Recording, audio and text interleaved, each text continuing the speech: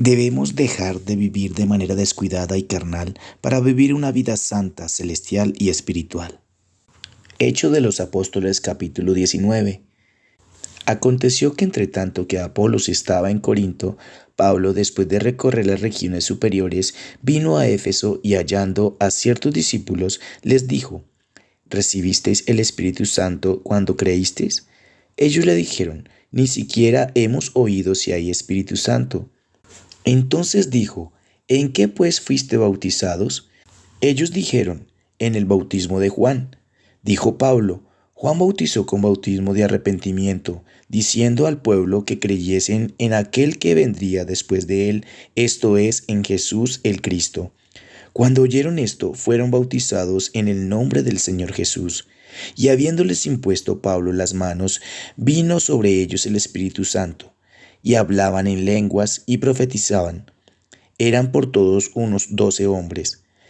Y entrando Pablo en la sinagoga, habló con denuedo por espacio de 3 meses, discutiendo y persuadiendo acerca del reino de Dios. Pero endureciéndose algunos, y no creyendo, maldiciendo el camino delante de la multitud, se apartó Pablo de ellos y separó a los discípulos, discutiendo cada día en la escuela de uno llamado Tirano. Así continuó por espacio de 2 años, de manera que todos los que habitaban en Asia, judíos y griegos, oyeron la palabra del Señor Jesús. Y hacía Dios milagros extraordinarios por mano de Pablo, de tal manera que aún se llevaban a los enfermos los paños o delantales de su cuerpo, y las enfermedades se iban de ellos, y los espíritus malos salían. Pero algunos de los judíos, exorcistas ambulantes, intentaron invocar el nombre del Señor Jesús sobre los que tenían espíritus malos, diciendo: Os conjuro por Jesús, el que predica Pablo. Había 7 hijos de un tal Esceva, judío, jefe de los sacerdotes, que hacían esto. Pero respondiendo el espíritu malo, dijo: A Jesús conozco y sé quién es Pablo, pero vosotros, ¿quiénes sois? Y el hombre en quien estaba el espíritu malo, saltando sobre ellos y dominándolos, pudo más que ellos, de tal manera que huyeron de aquella casa desnudos y heridos. Y esto fue notorio a todos los que habitaban en Éfeso, así judíos como griegos, y tuvieron temor todos ellos, y era magnificado el nombre del Señor Jesús. Y muchos de los que habían creído venían, confesando y dando cuenta de sus hechos. Asimismo, muchos de los que habían practicado la magia trajeron los libros y los quemaron delante de todos, y hecha la cuenta de su precio, hallaron que era 50,000 piezas de plata. Así crecía y prevalecía poderosamente la palabra del Señor. Pasadas estas cosas, Pablo se propuso en su espíritu ir a Jerusalén después de recorrer Macedonia y Acaya, diciendo: Después que haya estado allí, me será necesario ver también a Roma. Y enviando a Macedonia a 2 de los que le ayudaban, Timoteo y Erasto, él se quedó por algún tiempo en Asia. Hubo por aquel tiempo un disturbio no pequeño acerca del camino, porque un platero llamado Demetrio, que hacía de plata templecillos de Diana, daba no poca ganancia a los artífices, a los cuales, reunidos con los obreros del mismo oficio, dijo: Varones, sabéis que de este oficio obtenemos nuestra riqueza, pero veis y oís que este Pablo, no solamente en Éfeso, sino en casi toda Asia, ha apartado a muchas gentes con persuasión, diciendo que no son dioses lo que se hacen con las manos.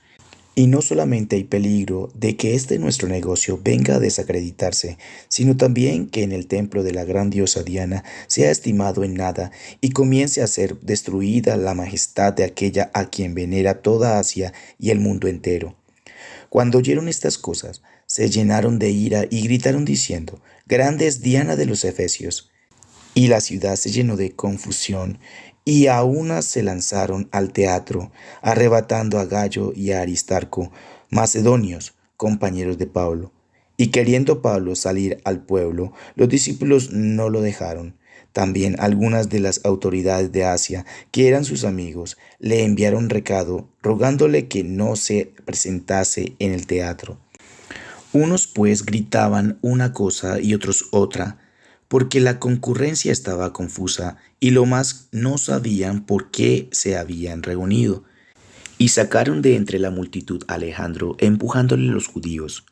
Entonces Alejandro, pedido silencio con la mano, quería hablar en su defensa ante el pueblo.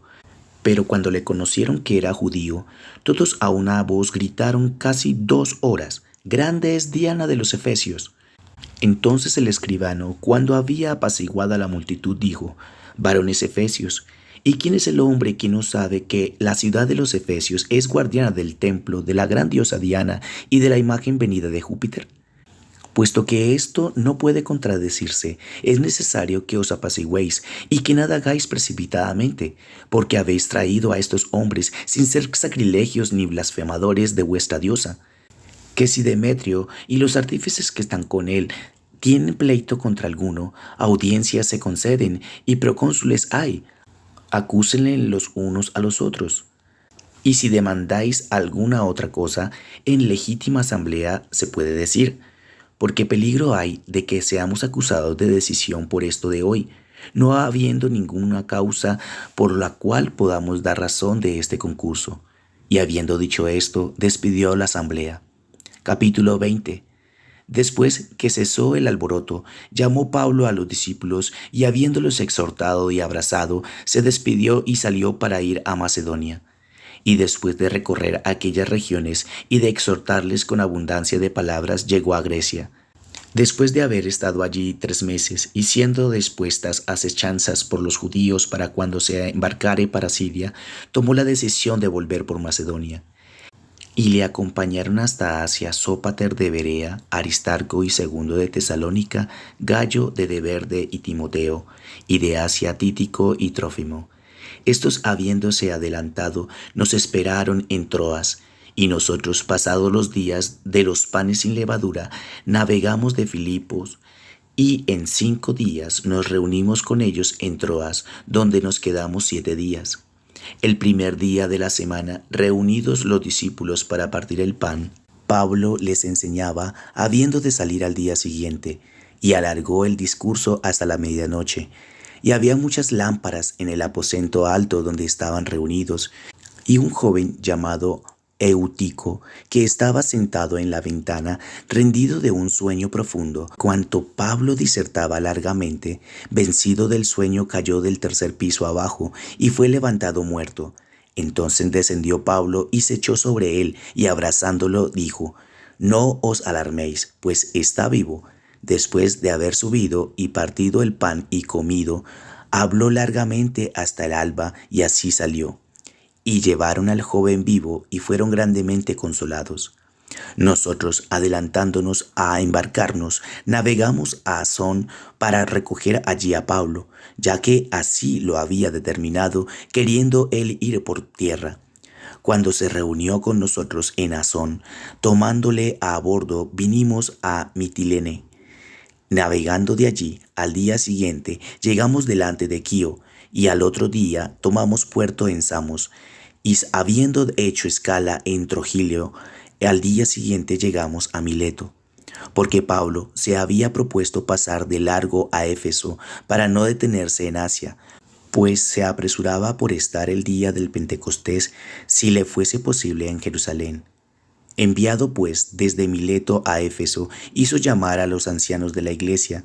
Cuando vinieron a él, les dijo: «Vosotros sabéis cómo me he comportado entre vosotros todo el tiempo, desde el primer día que entré en Asia, sirviendo al Señor con toda humildad y con muchas lágrimas y pruebas que me han venido por las asechanzas de los judíos.